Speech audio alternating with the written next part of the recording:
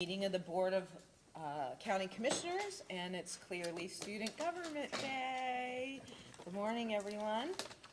First, we have a presentation. Oh, I'll take a motion on the Clerk General. So moved. Yes. And yes. And there were a couple of requisitions. So moved. And yes.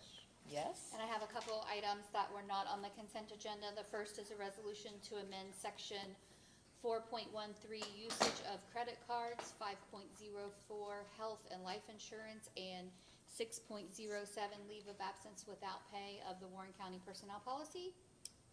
Okay, so moved. And yes. Yes. The next one I have is to recognize changes to the county purchasing procedures. So moved. And yes. Yes. That's all that I have. Great. Now we'll invite Molly and Tessa to come forward from the Warren County Soil and Water Conservation District to proclaim its Stormwater Awareness Week. Yes. We have a little PowerPoint too that we'll bring up. I'm not sure how to bring it. There we go. You're on it. Well, hi, my name is Molly Conley. I'm the director of Warren County Soil and Water Conservation District. You guys can turn to the side so they can see your sign. This is my staff, urban staff, Justin Bidas, Katie Schreiber, and Tessa Wagner, and we are here to celebrate Stormwater Awareness Week. We celebrated this last week with you all, so we thank you and appreciate your time here today. Integral to our mission here at Soil and Water is educating the public and getting the word out about what the public can do in their own backyards to protect the high-quality waters that we do have here in the county. Little Miami River, national scenic and state river. So that's what we're doing here this week. And with that in mind, we'd like to introduce you to one of our new projects and a fun project that we're excited about, our Urban Conservation Learning Lab. We are partnering with the Warren County Foundation for this project. Okay, so even though we were initially founded to protect America's farmland from natural disasters after the Great Dust Bowl, we are here now carrying out environmental conservation in the county for nearly 80 years. And we have a big urban part of our mission now, and we really address stormwater and urban conservation as well. So we're out there to promote the stewardship of natural resources through cooperative partnerships, educational programs, and technical assistance in land and water management. And then if we look at the foundation side, they're a great partner for us in this project. Their mission is to enhance the quality of life in Warren County by encouraging and facilitating charitable giving and making it convenient, flexible, and effective. So to get down to this project, this is happening on the foundation's property here in town. They had an empty lot right next to their building, and you can see the rendering there. That's the original rendering, and the lot is there on the right with a couple gardens there. And so here are some of the features. Really, we're out here trying to show people what they can do in their own backyard to implement conservation practices and protect and improve the water quality of Warren County. So some of those things are, number one, some turf alternatives, some alternatives to grass and cutting grass. We're going to plan a community art feature, probably hook up with a class, an art teacher, a local art teacher to help us get some messaging out. 3, a pollinator hotel. People can install these in their own backyards to promote pollinators like bees and other insects that pollinate our flowers. Number 4, we have some pervious pavement to educate people about how the different kinds of hard surfaces they can implement in their yards to promote infiltration of stormwater, so groundwater recharge. Compost bins there is another easy thing that people can do in their backyards, use that for mulch or fertilizer later. Rain barrels, collecting some of our rainwater from our roofs to water our flowers and use in our yards. And then we have some rain gardens planned. So a rain garden and a sponge garden actually now. We have Marvin's Gardens helping us with those, and those are almost finished right now. So we are looking forward to next week where we get to unveil this to the public. But the connection to the foundation is that last year they created the Environmental Forum. I'm not sure if any of you heard about that grant opportunity that they've created, but they are distributing small grants to landowners, residents, businesses of Warren County to be able to purchase anything they need to implement these conservation practices. So we're partnering with them to demonstrate some of those things that people can get the grant for.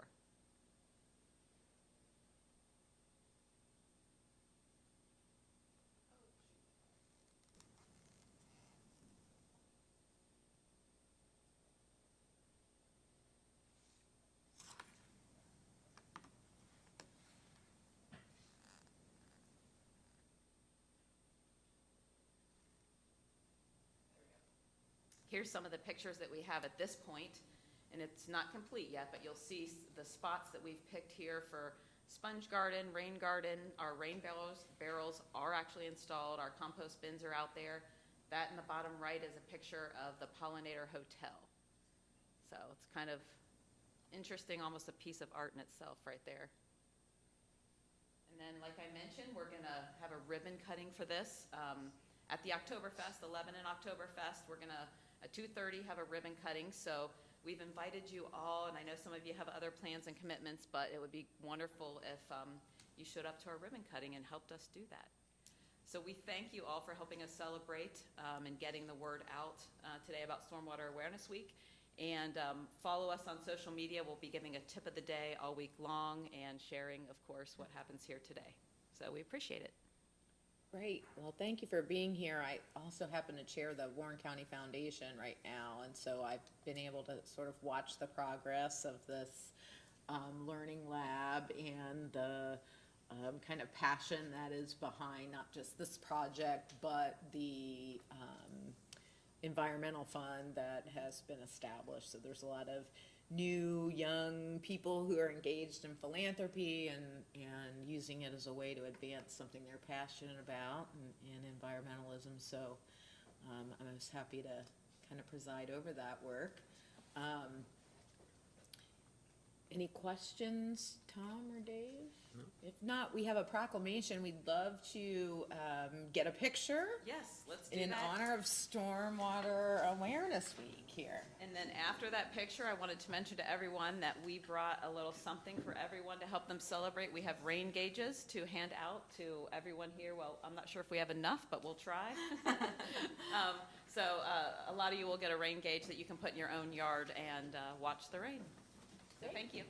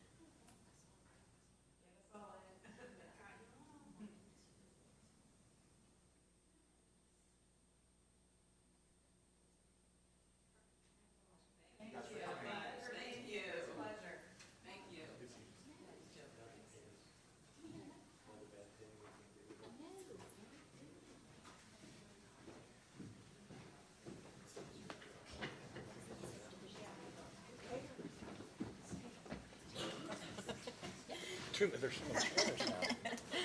Like, wait, that's not bad.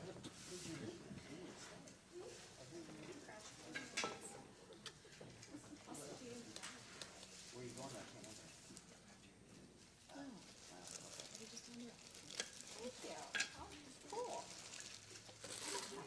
Thank you. Very exciting. Yeah. All right. Okay, Arlene, you're up to present this updated PRC plan. Good morning, everyone. Good morning. I'm Arlene Bird with Warren County Human Services, new director as of a year ago. I wanted to seek the board's approval for the PRC plan. It's the Prevention Retention Contingency Program, and biannually we have to update it and make any changes, and of course get your approval on that. The program supports, provides work support and other services to help low-income families. And it's funded through the TANF program, Temporary Assistance for Needy Families who are eligible. And they have to be at or below the 200% federal poverty level. So what I wanted to do is highlight a little bit of the changes. And we didn't make a lot of changes. So we added for the employment and training services for the Ohio Means Jobs, we added the test assessments required for employment to the employment and training services. So what that is,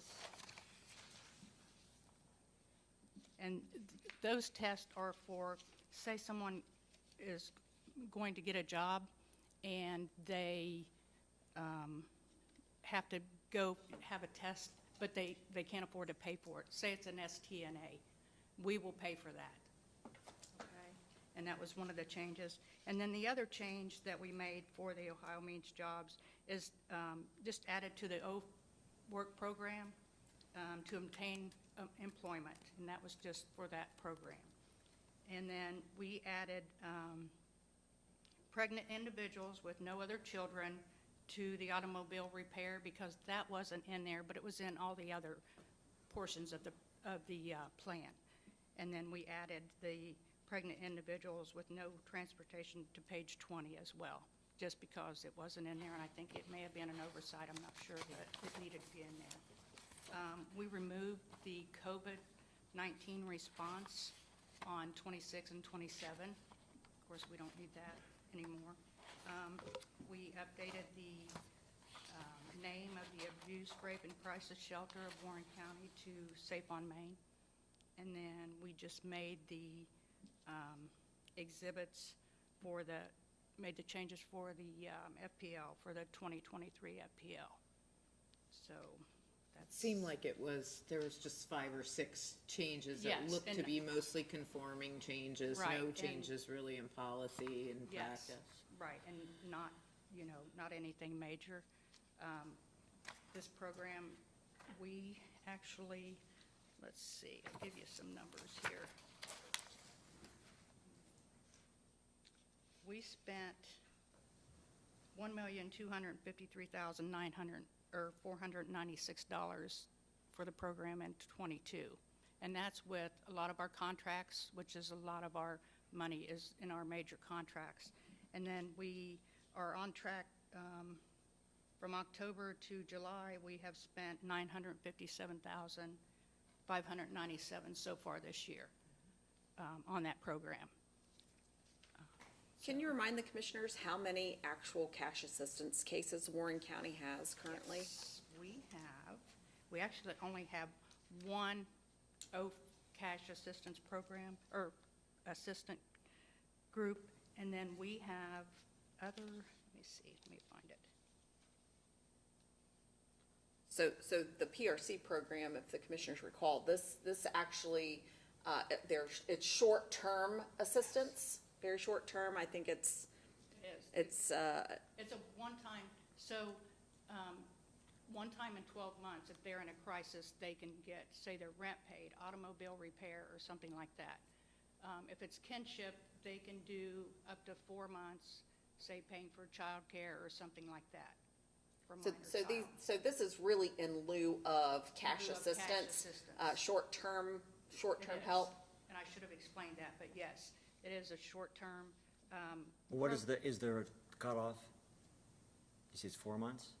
Well, that's for the kinship What caregiver. does that mean, kinship care? Is that your- That's for, say, a grandparent or a aunt or an uncle has a child and they have an emergent need that they weren't expecting that child and they need assistance pretty quickly. We give them 4 months of benefits. Okay, and so, to help them. so besides that, what's the limitation in terms of time period? It's one time a year. I don't understand that. If you have to pay a car, it's like if there's a car repair that's gonna keep them from being able to go to work. So you they'll repair their pay car the once. Yeah. Yes. That's it? So one time in that 12-month period. But there is a maximum amount that you could, it's 3 years, correct? That's for the OAF program, Okay. 3 years for that program. For to be on cash assistance, which is totally different from this is the state program, the cash assistance program, that's 3 years. You're So only- in terms of a time period, if you go on the assistance program to the time you end the assistance program, is there a limitation in terms of that time period? For this program, it is a 12-month, you can get. Start assistance and then the ending of the assistance 12 months 12 later? months. Okay, that's what I was asking. Sorry. Thank you. I mean, I probably wasn't clear.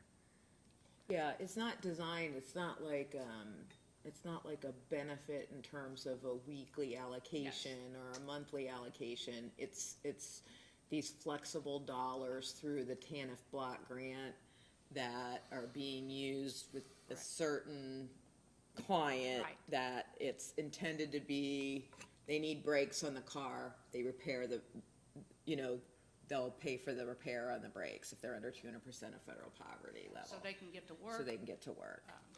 And basically, that's what this, Or now to pay for licensing that they Yes. might need to get their STNA license to Yes. be geared toward employed. working, is basically.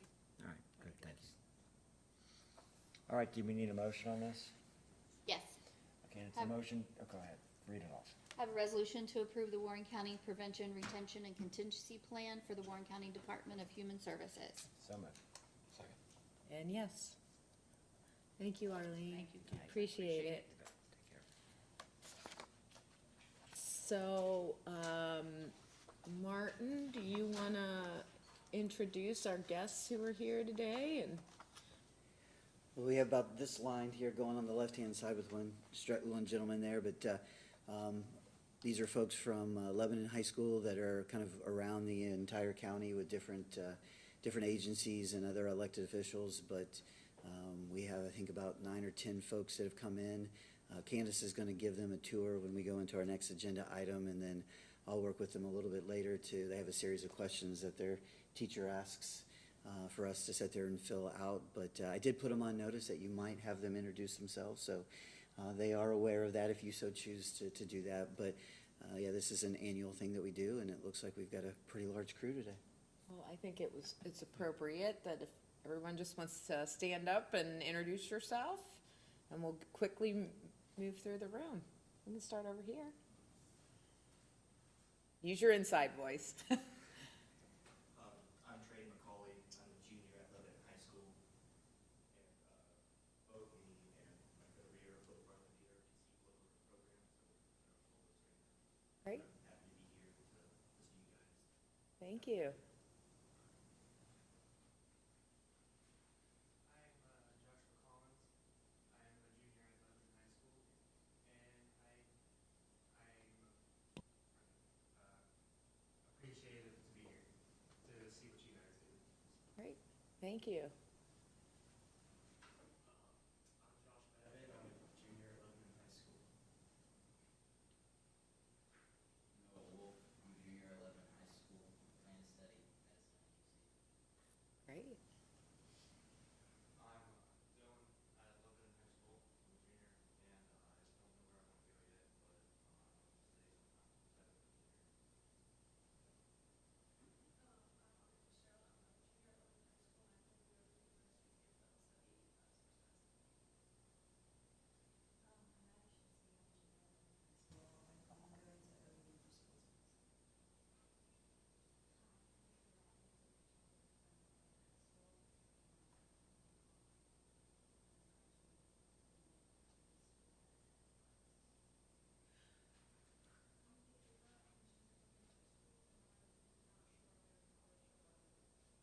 sometime.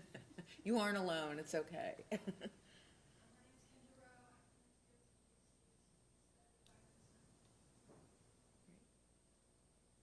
just start over here.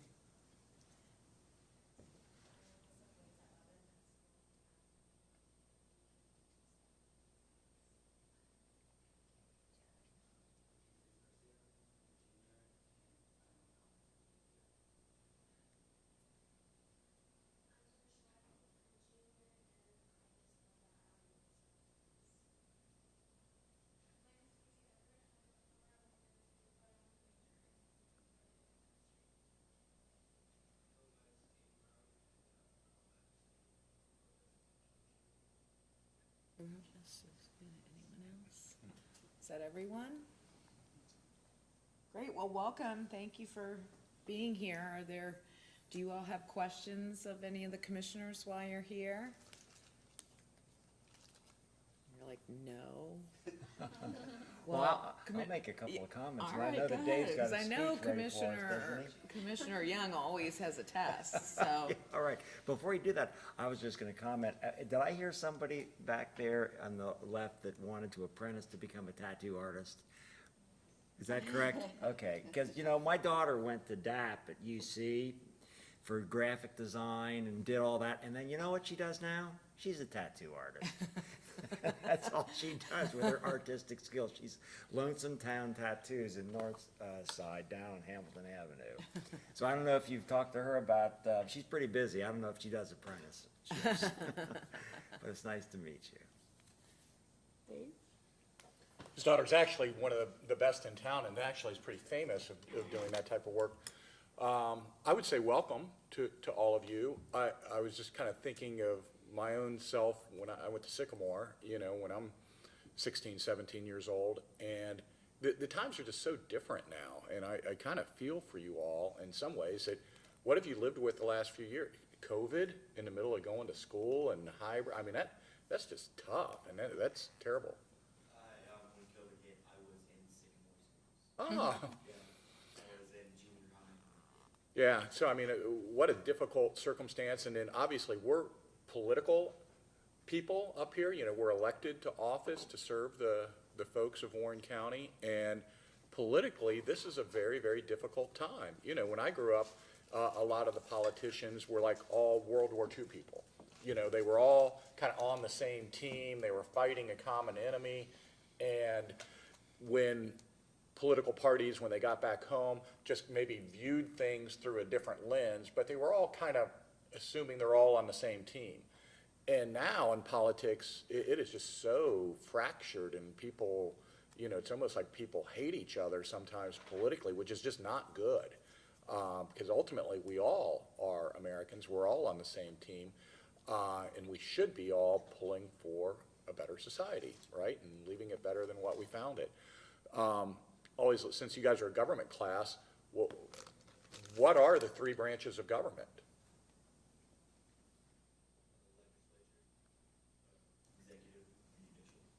Correct. So legislative, executive, and judicial. What do you guys think we are?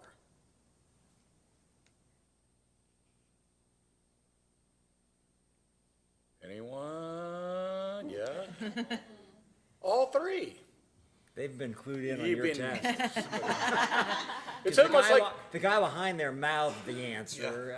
Not by me. So, you know, so I saw that, okay?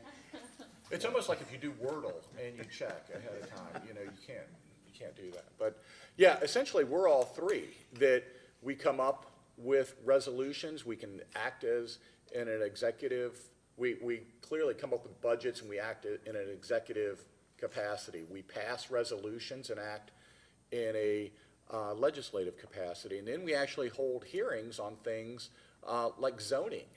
Zoning meaning, hey, you've got a school, and do you let a power plant be built next to a school? Probably not the best idea. So that's all land use, and it gets into taking testimony and swearing people in a judicial capacity. So it's a really interesting job.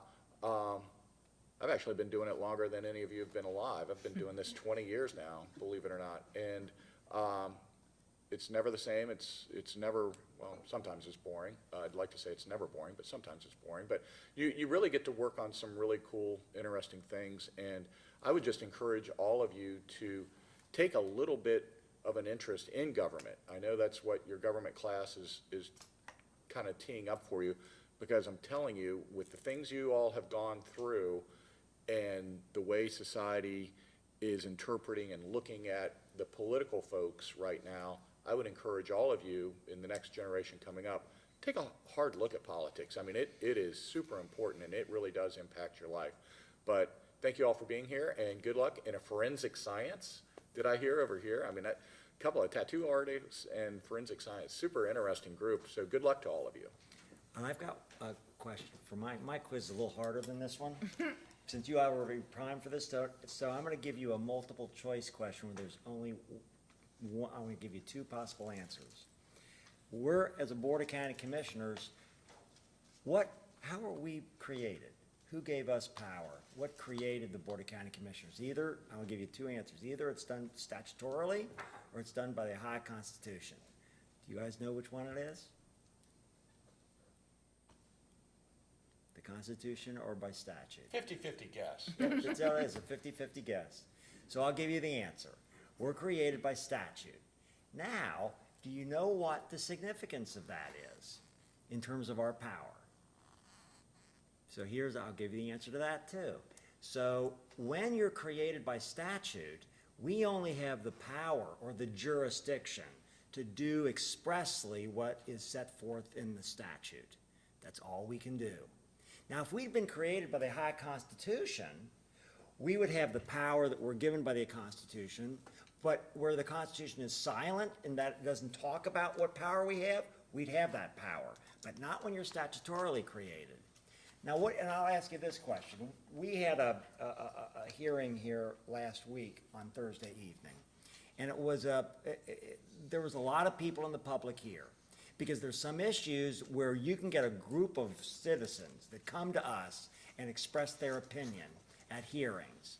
What kind of issues do you think the public is really interested and animated in, and where there's controversy? Do you have any idea? Well, in this particular case, there was a developer that had a contract to buy property along I-71 just north of Kings Mills Drive and Kings Island Drive area and near the Kings High School. And he wanted to put in apartments along that highway. And there's a road, a thoroughfare plan road that's slated for that area that has not been built yet. And the people that lived across Columbia on the other side of the street to the east were not happy. Do you know why they might not have been happy? Or were upset or wanted to express their opinion to us? Well, they were concerned about traffic and the difficulty of traffic in the area and how that thoroughfare plan street would be constructed, and they were also concerned about how this development might affect their property values. And so we listen intently anytime the public comes to us. And if you'd come to that meeting, you'd be here for 3 hours, because there are an awful lot of questions that we had, and we've not decided that issue yet. That's going to come up for further deliberation. And today, we're going to go and going to deliberate about another contentious issue, and that is about a zoning change where we're asked to modify the zoning rules for a particular developer. And this deals with an area up near the Shaker Run and Green Tree. And there, a lot of the neighbors came too. And there was a lot of dispute about that. And right now, after we're finished with you, we're going to go in and deliberate about that to make a decision on that issue.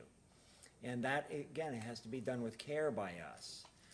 So those are some of the issues that we get with zoning and development and putting in property or agreeing to allow certain usages that might impact other people.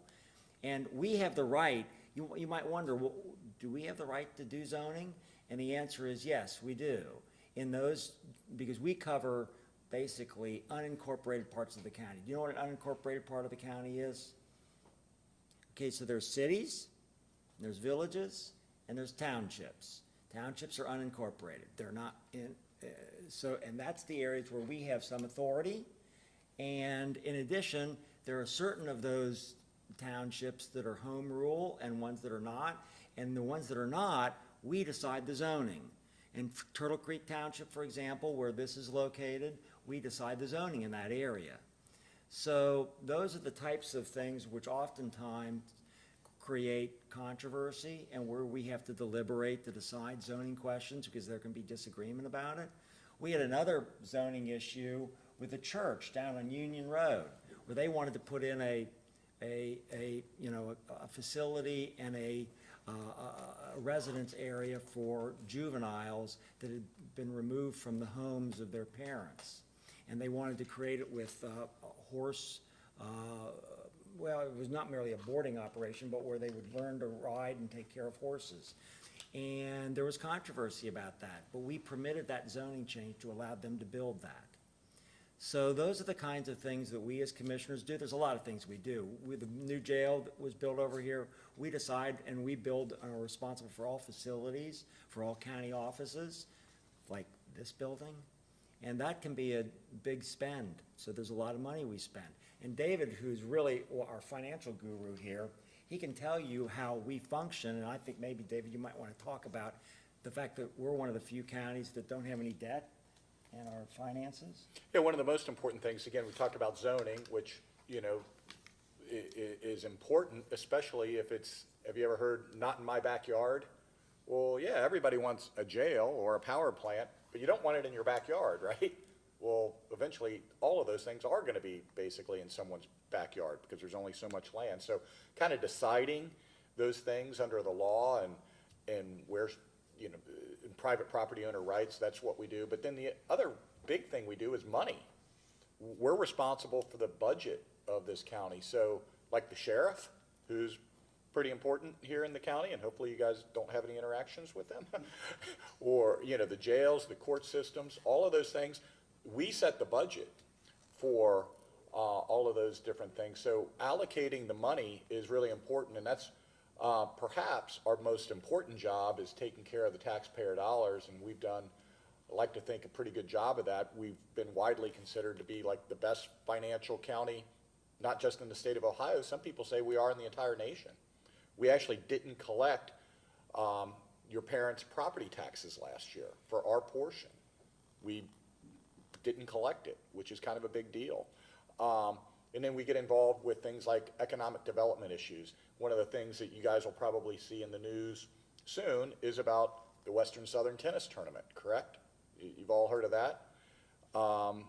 We are competing with a city in North Carolina, Charlotte, on the future home of that tournament. And we think that's a really important economic development driver for this whole region. And hundreds of thousands of people come to that. So those are the really kind of interesting things that we're involved with. But and Commissioner Grossman's, our Commissioner Jones used to be in the legislature and actually make the laws. Commissioner Grossman is a big-time attorney and one of the best attorneys in the region. And so we all kind of do something and have a little different area of expertise. But again, be involved. Just think about it moving forward. But we appreciate you all coming, and we got to go get busy. So thank you. Thanks for being here today. Make sure when you're old enough, you register to vote. That's important, no matter what your political affiliation is. Even one vote does really matter. So make sure you're registered and know where your polling place is. Thank you. Now we're going to go and deliberate in private relative to the site plan review application of Shaker Woods in Turtle Creek Township.